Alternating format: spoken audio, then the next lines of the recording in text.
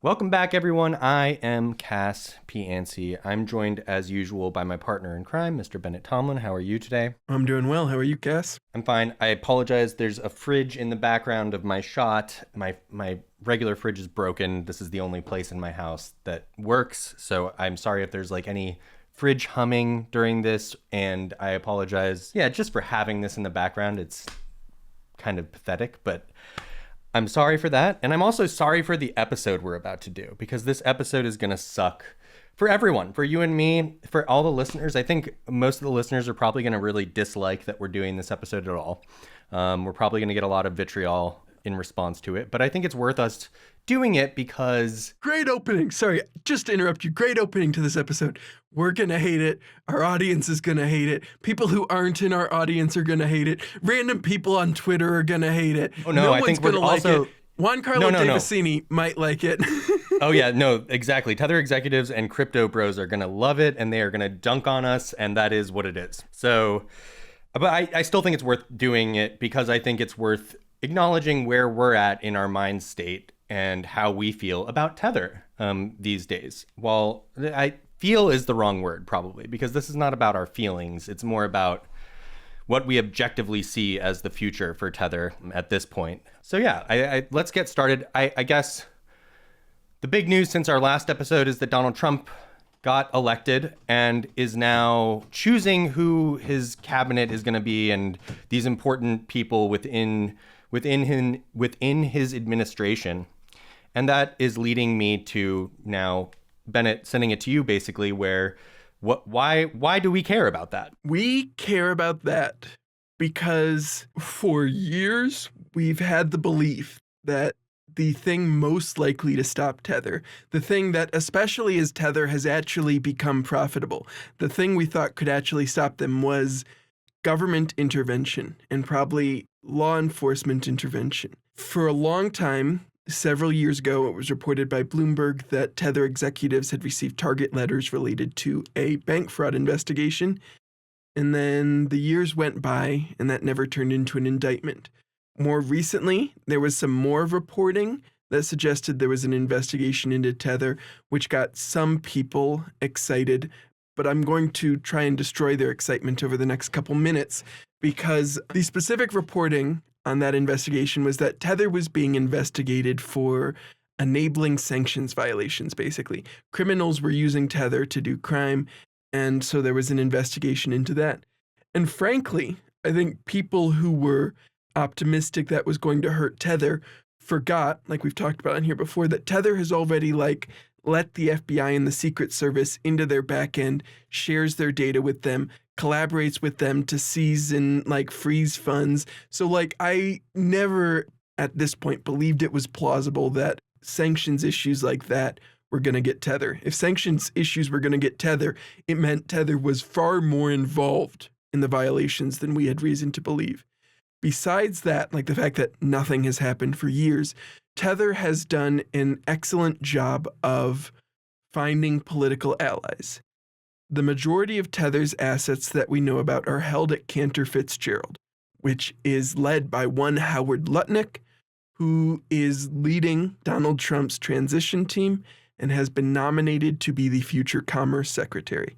So one very strong Tether ally is in the cabinet, and more broadly, the Trump administration has signaled a strong belief that regulations should be removed, ignored, and barriers like that should be eliminated.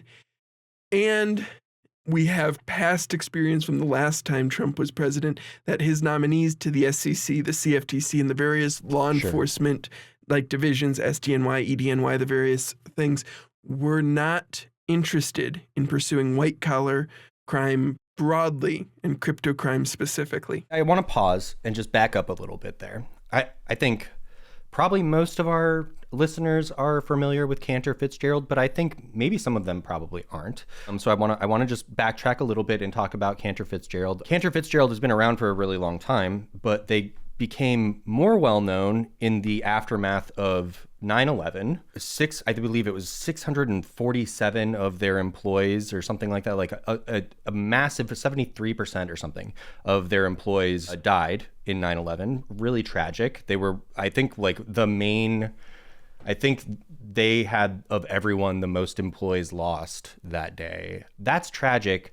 I think the way that Howard Lutnick reacted to it and the kind of person he has shown to be since then. Howard Lutnick is in charge of Cantor Fitzgerald and was in charge when this all happened. And the way he reacted to it and responded to it, which was to not pay out salaries to the affected families, was widely shunned and just kind of showed who this guy was. Afterwards, I think most people believed Cantor Fitzgerald was not going to make it, but because of the cuts he did and all of the weird ways that he reacted and behaved afterwards, he was able to not just save Cantor Fitzgerald, he made it a huge multi-billion-dollar company again.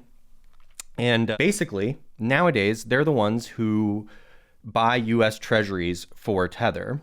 And Howard Lutnick has repeatedly gone on the record saying how great Tether is, how they're totally not doing anything illegal. They're all good. So I just want to clarify that in case anyone is unfamiliar with who Cantor Fitzgerald is and who Howard Lutnick is. That's kind of a broad overview. I urge anyone to kind of dig deeper if they want to. That is very basic, foundational levels of what Cantor Fitzgerald is and does and how they behave. Another comparison for me would be like Cumberland or something like that, where it's just kind of like just corporate gray zone and they take full advantage of it. I feel like Don's a little sharper than Howard if we're putting them head to head, but sure.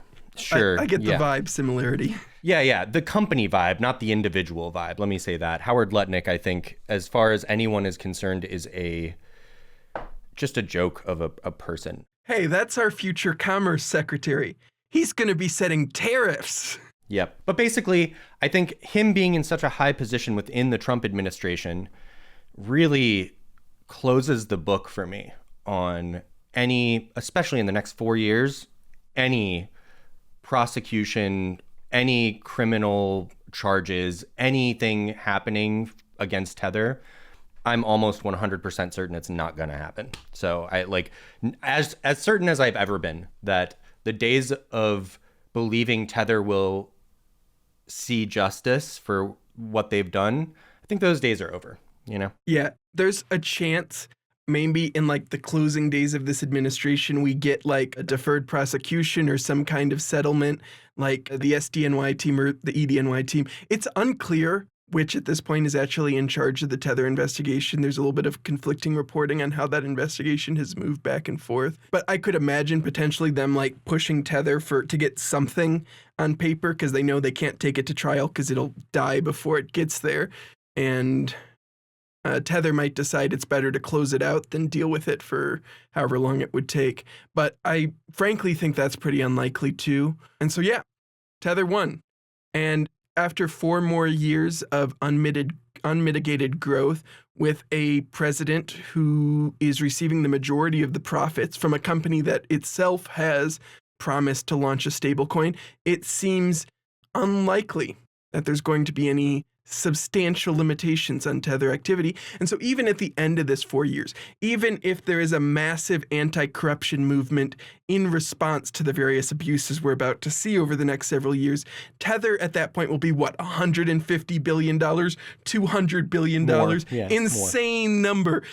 Even if at that point some prosecutor is fully committed to going after Tether, that's big enough. You're in HSBC territory, right? We're getting a settlement, we're paying it, but it's not affecting our massive global conglomerate that owns land across 10 countries, energy production across 4 more, has bought 3 different governments. At a certain point, at best, you're getting a few $1 billion for the government's coffers out of Tether, and they win, I guess. They win, we lose. Yeah, it sucks. I mean, it sucks to say it. I think that Tether, I've said it before, and I undoubtedly will say it again. There's all these people who say Tether is good for the dollar. I widely disagree with that. I think part of the strength of the dollar is that you can sanction countries with it, right? You can sanction your enemies with it. This provides a way around that. And I know we've talked about the Secret Service and FBI working with them or whatever, but this truly does provide a much easier way for countries we don't necessarily want to have access to the dollar to have access to the dollar.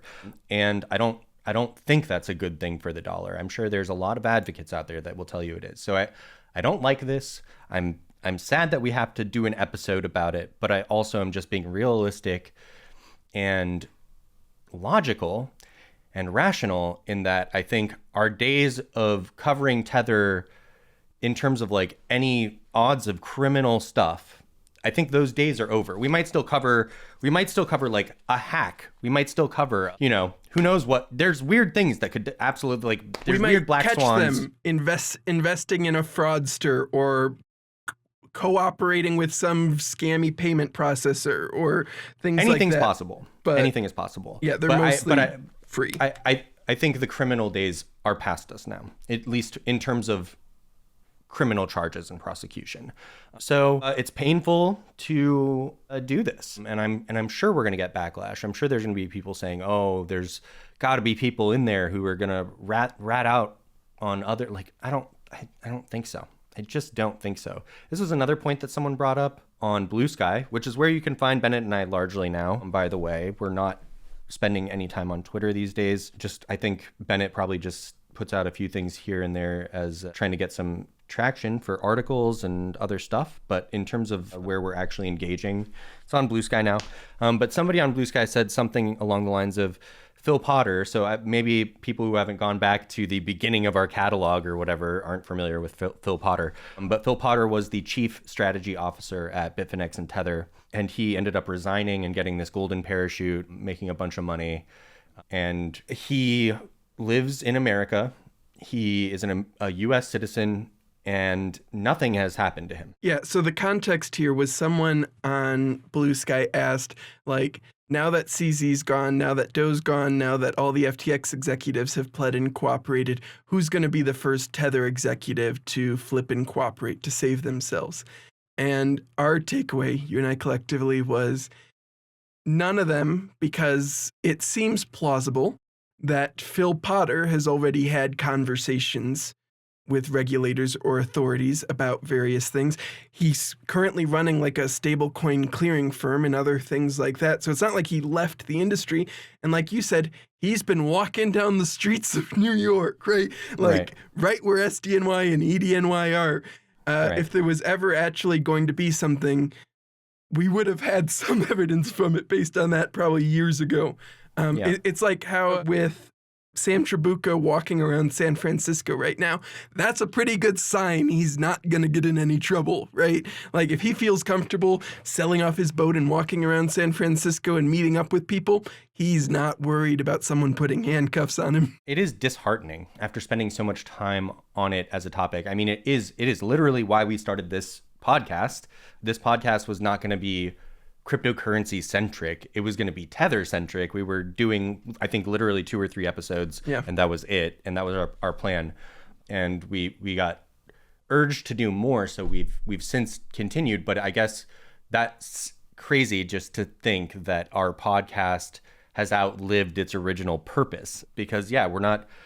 I don't think Tether is going to come up as a topic as much anymore. I think is kind of what I'm letting our audience know and to expect is that we cover fraud a lot. We cover cryptocurrency a lot. We talk about all the updates that are going on. There's people that we expect could probably get in trouble in the next few years still, maybe on an international scale, less so than on a US scale. But, Tether is not one of them anymore. Yeah. And this should also be a moment for people to perhaps realize there's not going to be very many SEC or CFTC cases for us to cover over the next 4 years or so. We'll cover things as they come up, and other news stories we're able to break and cover, but there's, at least US-based, going to be substantially less regulator action, and most of the rest of the world kind of takes their clues from the US. And often, even when other countries' regulators are bringing cases, there's often a bit of cooperation with US authorities involved and things like that. And that's gonna be different. It is, we've got a grifter in chief now. And I think it does make you reflect on, like, to me, it makes me reflect on a couple things, which is one, that absolutely is going to hinder criminal charges, prosecutions. All that stuff is going to slow down, and only the most egregious of crimes are going to be considered. And I think on top of that, it suggests to me that the American public actually likes, maybe it's just a charisma thing, maybe that it's this confidence man thing where, you know, that's enough for the American public to be won over, is just that this guy who is a con man, that's enough. We're happy because he's so confident and so sure of himself. It doesn't matter that he does the fucking NFT trading cards. It doesn't matter that he does the world financial whatever global, you know that it doesn't matter that there's these cryptocurrency grifts. Good for him. Now that he's a cryptocurrency grifter, like, everyone can cryptocurrency grift together. And, like, isn't the world a better place for that? Maybe. Yeah. I guess so. I did write a newsletter kind of like this because there were people talking about what crypto regulations might look like. And I'm like, we have to assume that, like, whatever regulations are going to exist would permit the things the president himself has done. Already and done. The president wife's team was wash trading her NFT. The president's team was like issuing this BS non-transferable NFT thing. The president's like DeFi project is not DeFi and openly lied about being like a governance token in its marketing. And so that's going to be okay. Like if those kind of things are going to be permissible, it's hard for me to figure out what would be impermissible. It's really funny too, because Bill Huang, who was in charge of, what is it called? Archegos, is what I would say, but I'm often wrong. Yeah, I think Archegos, in charge of this massive fund, and he just got sentenced to 18 years in prison because he basically wash traded and sneakily ran up the price on a bunch of stocks, and then got crushed when there was a big sell-off. But it sounds to me like something like that would not even necessarily be considered illegal anymore. So I'm wondering why he's going to be sitting in prison for 18 years if the president's wife is yeah, exactly. Timing is everything. So, you know, and who knows, maybe Donald Trump will let him out. Who knows? You know, maybe I'm wrong about thinking. I've been thinking that a lot of these financial criminals aren't going to be pardoned and released, but I might be completely wrong now. Clinton pardoned Mark Rich, right? Sure. And Clinton was less openly and publicly corrupt than Trump. Sure. And then there was not to say he wasn't openly and publicly corrupt, for the record, just less. Yeah, and so I guess I just wonder now, like, I don't think SBF is getting out. Like, SBF ain't getting out under this administration. That's for sure. SBF, as Biden's second donor, isn't. But you know, Ryan Salami thinks he is, and I don't think he is. Like, I don't think he's important enough to earn a pardon because he no longer has value, utility, or connections he can provide. But I think Ryan Salami thinks he's done enough that he deserves one for all the stuff he did beforehand. I will say I think it's possible because he really played up, especially, and going on Tucker Carlson and playing up this. Maybe post-November 2028. Like, after the next election is already over and Trump is truly, like, waiting for the next inauguration, who knows what he'll pardon then, right? And how many weird payments he'll get on January 21st from those same people who just happen to just get pardoned. Fuck. So while this is a rough episode, and I think that it's important that we make these acknowledgments and stuff, I want to reiterate that I think if this feels bad, and if this hurts your mind to hear and hurts inside, well, one, it should, and two, if you think this is rough, just wait. Like, the next 4 years are not going to be, things that should be fraud are not going to be considered fraud and, like, anymore. Fraud's not going to be the worst part of it, right? There's a lot of people in a lot more direct danger than, like, the fraud and stuff, but absolutely. And, like, to our, obviously, like, there's people who are listeners who I'm sure will tell me, like, oh, you think you have something to worry about? Well, you know, I'm LGBTQ or whatever or an immigrant, it may be, a refugee, and whatever. Exactly. For sure, you're right. I'm not saying I'm just saying that the fraud enablement is going to be hard to watch, and you're going to see people that you think, whoa, that person is doing something crazy illegal, they should go to jail, walk away with millions and millions of dollars, and you're going to have to just throw up your hands and say, well, I guess this is the world we live in now.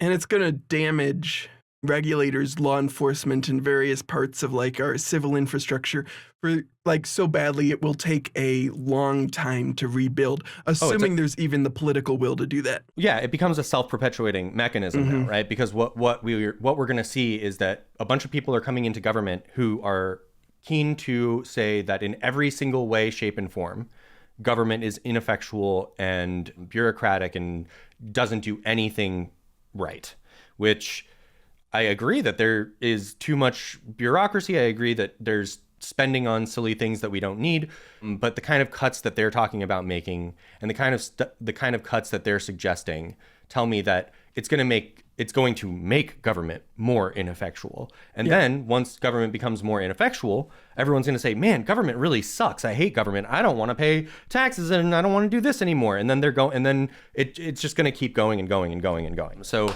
for me, I am very concerned about this when it comes to regulation, fraud, all the things that I'm expecting to be crazy. But I guess this is just a get ready episode. Prepare. Hold on to your hats. Yep. Cascoin, luckily, will avoid regulator attention, though. Well, after 17 and a half bankruptcies, we're working through the last one. Thankfully now, it seems like we're all in the clear. So everyone, I will be allowing you to access your Cas coins again soon. You'll need to remember your password, which email you used. You're going to have to supply some form of ID for me to make sure that it's you. And then I will grant you access to your Cas coins again. So exciting times for us and just a really good episode for everybody. I'm really stoked.